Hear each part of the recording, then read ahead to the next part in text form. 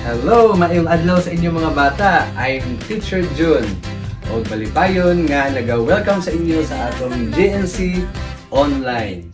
I believe mga bata nga daghan mo natunan sa atong GNC Online sama sa mga memory verses, sa atong Bible lessons. O yes, gusto sa Ginoo nga mailhan mo pag siya nga imong Dios o manluluwas. Kaya mga kids, tara na! Ata, kabalutan nga ang pag-ampo, makigistorya sa atong Ginoo. O ang Ginoo, andam nga, maminaw sa ato ang mga pag-ampo. So, pwede natin isulti sa iya kung sa man ang atong pagkinahanglan.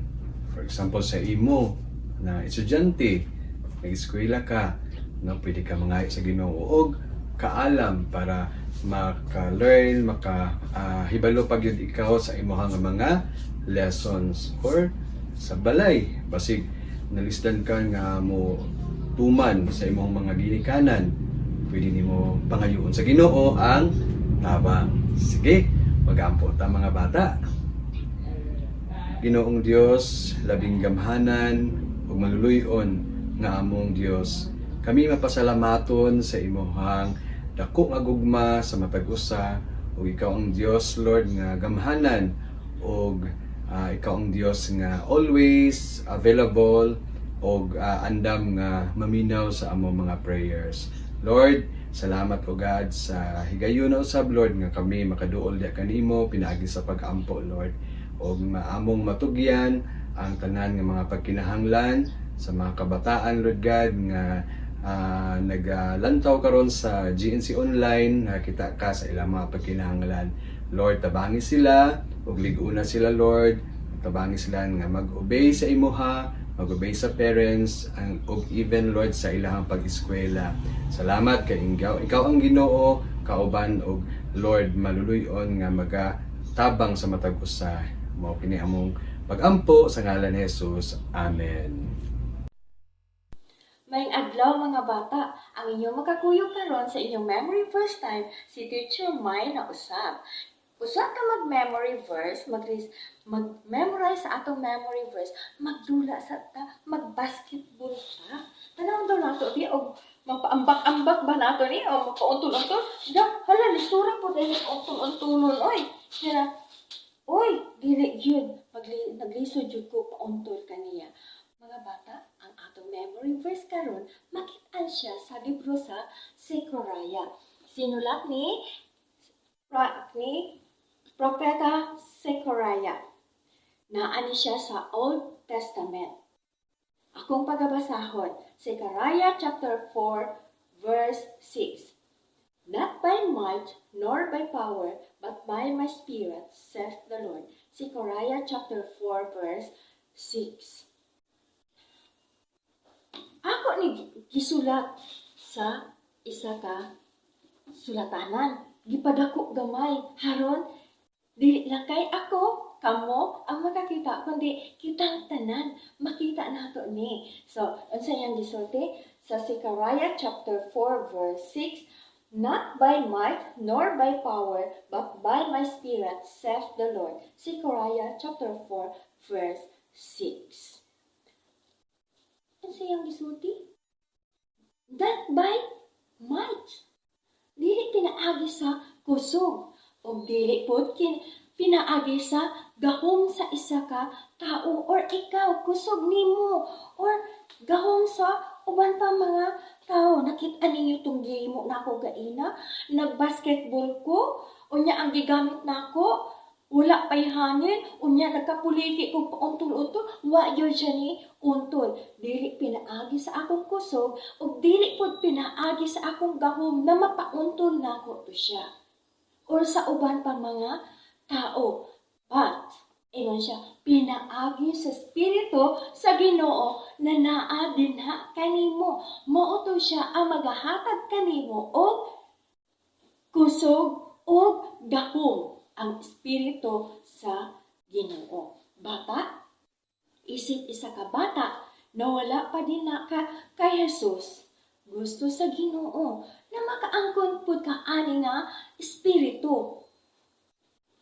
pinaagi sa pagdawat nimo kay Jesus dinha sa imuhang kasing-kasing isip imuhang Ginoo ug manluluwas sa imuhang kinabuhi sa anang pamaagi kung naa na si Jesus dinha sa imuhang kasing-kasing naa kanay kusog o gahom kay naaman si Jesus na magatabang kanimo. So, kung ikaw isa ka bata na naa na kay Jesus sa imong kasing-kasing or gidawatan nimo si Jesus isip imong Ginoo manluluwas sa imong kinabuhi, timan bata na ang imuhang kusog o ang imuhang gahom nagagikan sa Ginoo pinaagi sa iyang Espiritu Santo na nagpuyo dinha kanimo. Kung naa kay problema, kung naa kay kanang kabalaka, sulti ilang si Jesus. Kay andam siya mutabang sa imuha. Ug andam po siya na tagaan ka o gahom haron mahimo na siya nimo nga butang. Karon ato ni siya sag-uluhon. Pamaagi sa pagsag-ulo sa atong memory verse na mao ang Zechariah chapter 4 verse 6 na nag-ingon, "But by might nor by power, but by my spirit, saith the Lord." Zechariah chapter 4 verse 6. Pamaagi, follow after me. Sunda ko ninyo. Kung unsa akong gihimo or ipahimo sa inyo ha, maupod ang inyong pagahimoon. Mane. Okay. Ay butang ang inyong mga kamot dinha sa inyo, sa ibabaw sa inyong ulo. Ready? Go! Zechariah chapter 4 verse 6. But by might nor by power, not by might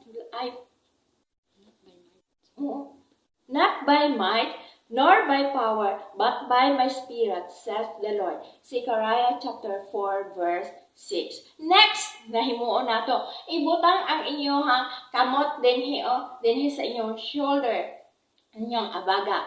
No? Ready? Say the verse, go. Zechariah chapter 4 verse 6. Not by might nor by power, but by my spirit, saith the Lord. Zechariah chapter 4 verse 6. Karon, ato na pong gunitan ng atong ilong. Para Zechariah, ready? Go. Zechariah chapter 4 verse 6. But not by might nor by power, but by my spirit, saith the Lord. Zechariah chapter 4 verse 6. Karon din hinapod sa ato ang dalunggan. Kamo din ha. Kay ako no, dili man gyud ako ni magbunitan ang duha nako kadalunggan, ang isa lang, pero sa inyo ha duha ha. Kay naa pa man koy gunitan na isa. Okay, Zechariah, go. Zechariah chapter 4 verse 6. Not by might nor by power, but by my spirit, saith the Lord. Zechariah chapter 4 verse 6. Karon ang atoan na pong himuon, ang atoan na pong ibutang nato ang ato ang tudlo dinha sa atong backpack. Okay? Zechariah, ready? Go. Zechariah chapter 4 verse 6. Not by might nor by power, but by my spirit, saith the Lord. Zechariah chapter 4 verse 6. Kinsa na kaninyo ang nakasag-ulo sa atong memory verse? Kabalo ko, naala sa inyo ha, nakasag-ulo din ha. So, mga bata, sa sunod na higayon na usap, no? Magkita-kita ta. Okay, bye!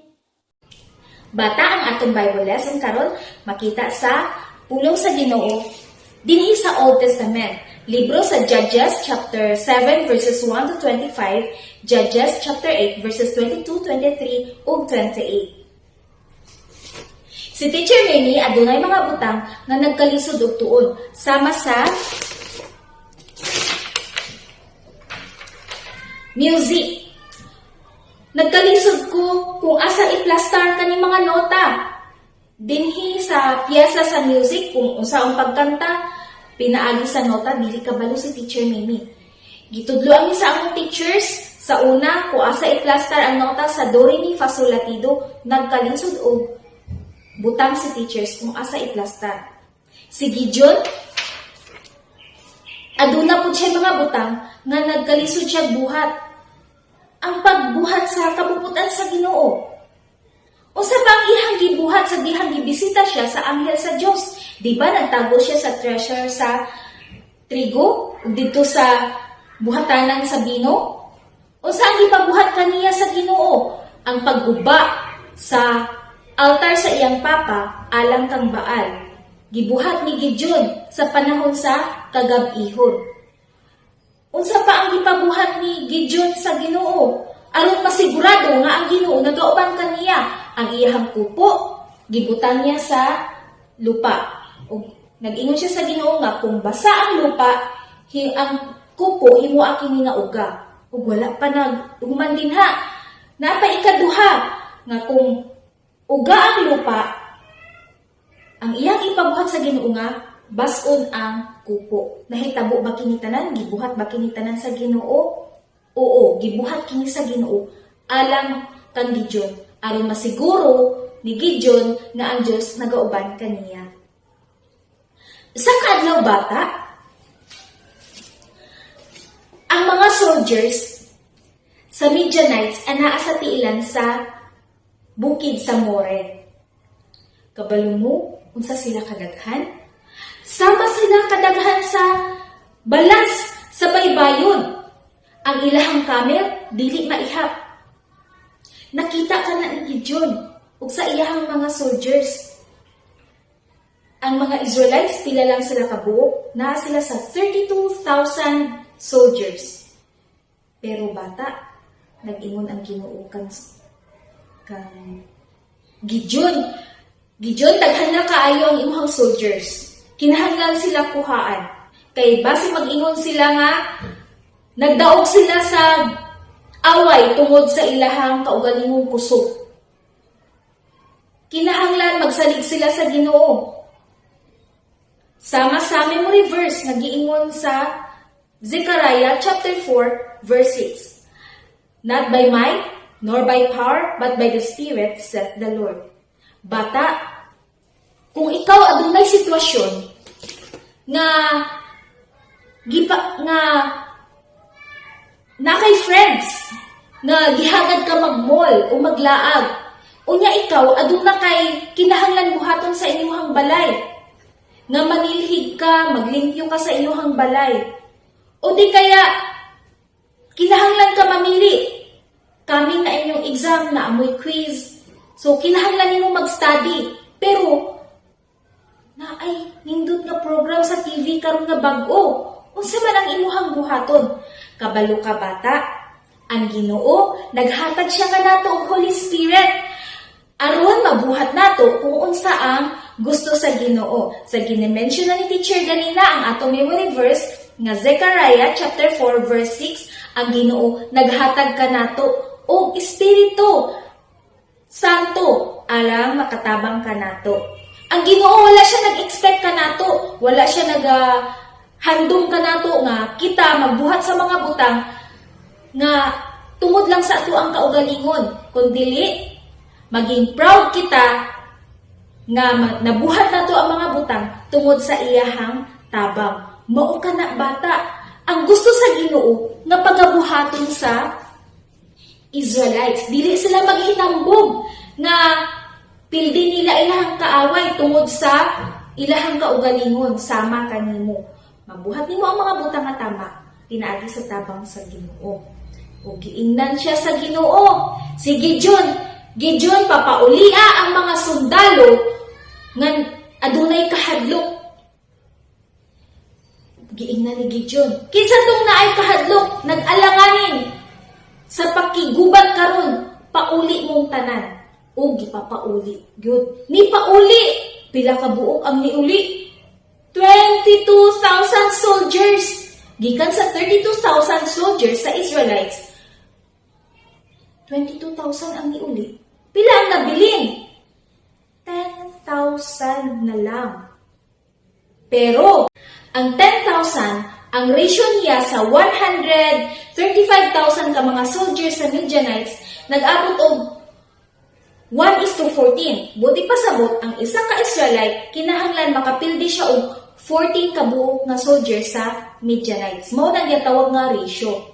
Pero, nag-ingon pa ang Ginoo kang Gideon. Daghan pala sila, kinahanglan sila kuhaan.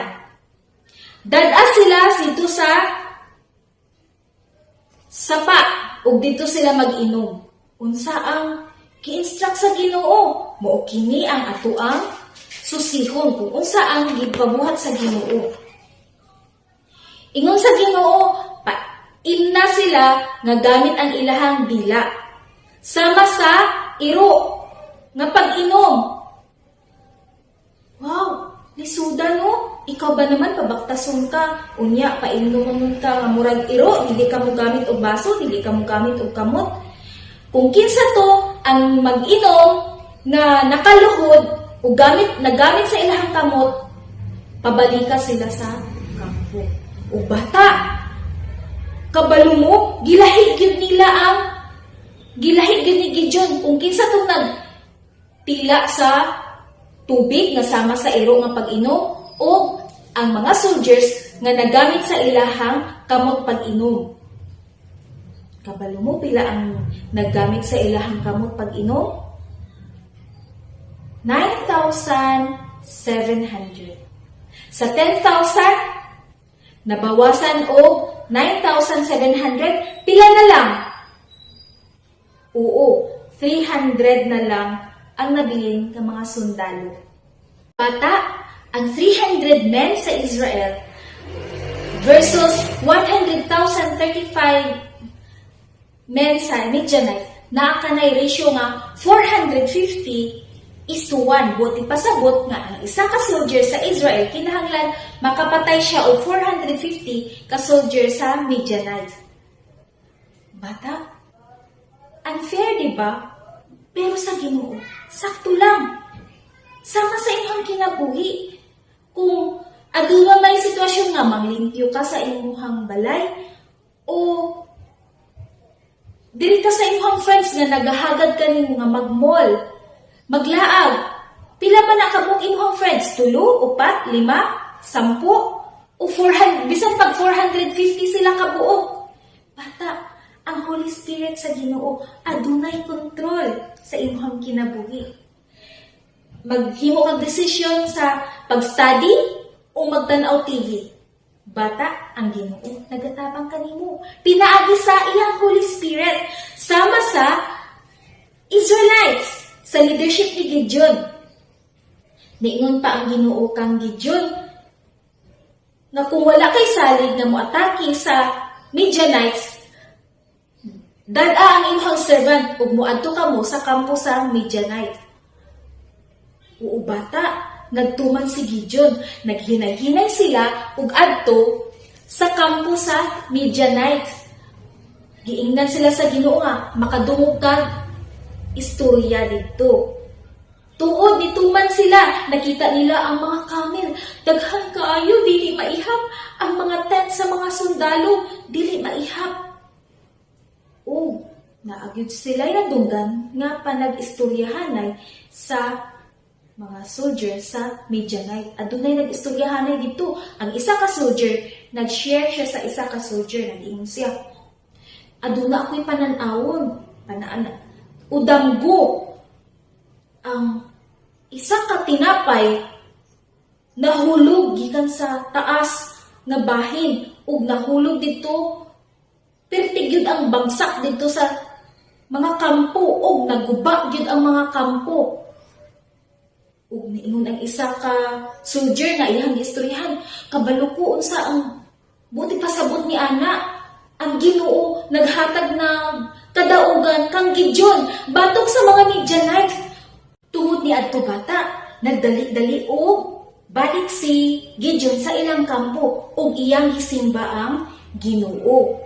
Nagpasalamat siya sa kadaugan ug sa final nga instruction ni Gideon, iyang gihatag ang instruction sa 300 soldiers nga gibahin niya sa 3 tag 100 ug giadto nila ang kampo sa Midianites. Nagdala sila og sulo, jar o tibod sa tubig, ug trumpeta. Sa tuong kamot, ginagunitan nila ang trumpeta. Nag-adto sila dito ug giunhan patingog ni Gideon ang iyang trumpeta. Ug ang 300 men nagsabay-sabay ug buak sa ilahang tibod sa tubig, ni siga ang sulo ug gisabay ang pagpatingog sa ilahang trumpeta.